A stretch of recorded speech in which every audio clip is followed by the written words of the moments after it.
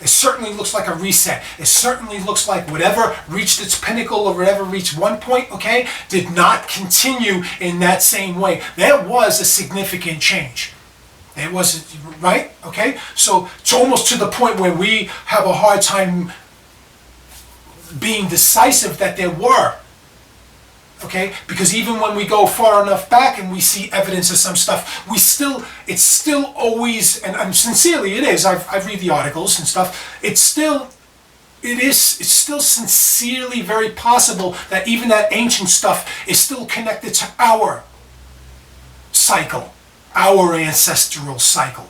And we see some stuff, I mean, yes, but and that could be true so long as we say that our ancestral cycle was a little bit more advanced than we may have thought of and stuff. But yeah, we do see these incredible stoneworks and slabs and sizes, and also the scale as well. So enough to also say that possibly those are residuals, possibly those are carryovers from the cycle before us. But there's still enough leeway, there's still enough question, there's still enough consideration, possibility that although that stuff is advanced and impressive for an ancient, okay, that ancient technology or whatnot is actually belonging, literally, in consideration, belonging to our phase and not a phase before us. So there's still enough room for that, right? So whatever the Death Star did, okay, it had to wipe everything clean. This is what I'm getting at.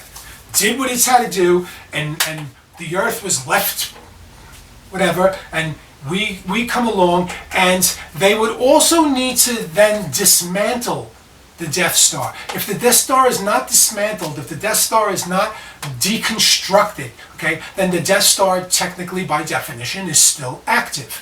And an active Death Star needs to be a controlled Death Star that still controls. Okay, if that Death Star is controlled, okay, and if that civilization that had built the Death Star still exists, all right, then it would, remember, it comes with, that civilization comes with the likelihood of many other advanced civilizations. So in order for this to be possible, you need that one civ to be able to have wiped out every other civ, because every other civ needs to have disappeared.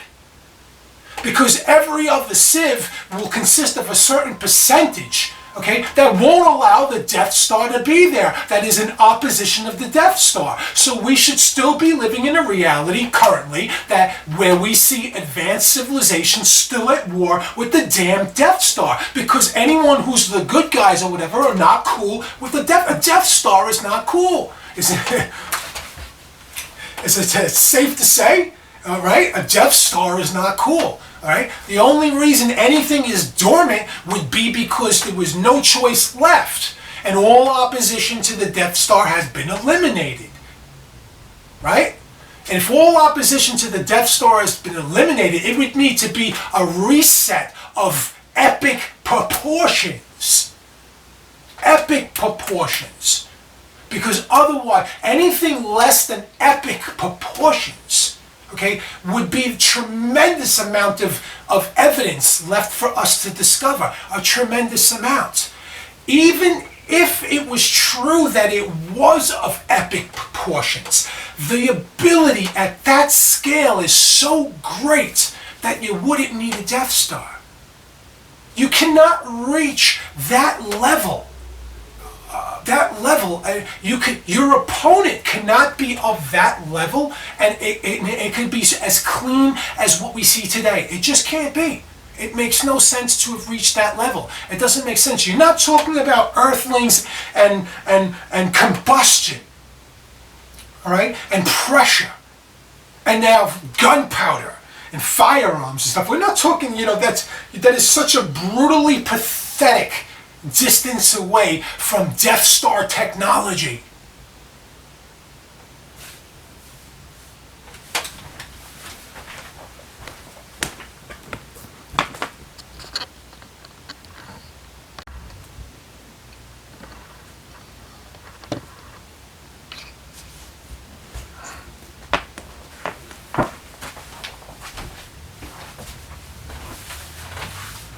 Whoa, what's going on with the light?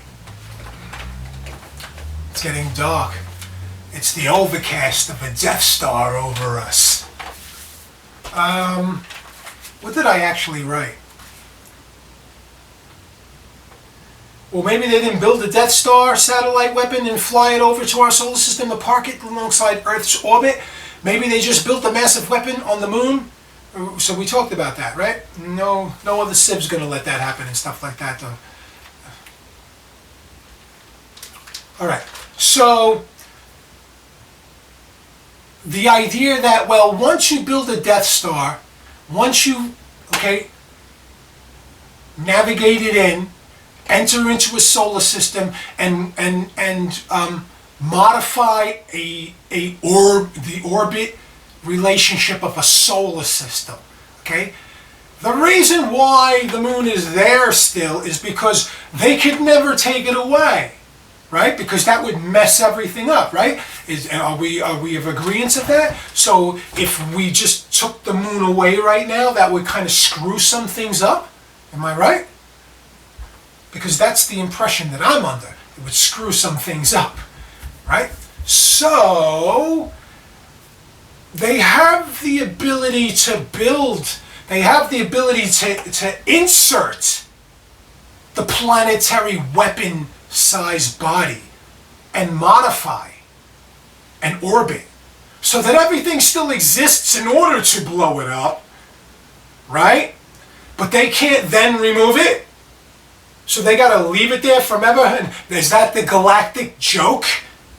The moon is just basically, it's a relic artifact of a weapon that once upon a time. And these stupid humans are sitting there worshiping and having a great time and romanticizing the moon, okay? And the man on the moon and the cheese and all these things and cycles, when the truth of the matter is the damn thing was a weapon that we used to kill every one of their damn ancestors. What stupid humans they are, okay? But once we insert it in there, we have the technology to do all that, but we don't have the technology to exit. We don't have the technology to remove it. That's, be wary of reasoning that cherry picks like that. So be wary of anything that needs to be super complex and advanced, and then once that the initial consideration, that the initial happening happens that we're considering, then everything plummets, and then they can get back to being stupid. Then they can get back to being limited. No, there is no reason why, and it is unlikely that an advanced civilization that can build the Death Star can't take it away. There should be no reason why a moon remains there. Okay, but a moon is there, just like there are satellite moons around other planets as well. So, at the very least, if we are to remain plausible from this moment on, we must then suggest, yes, and we must allow others to then suggest for us and allow to make an inference and imply that all of those other moons are also Death Stars then.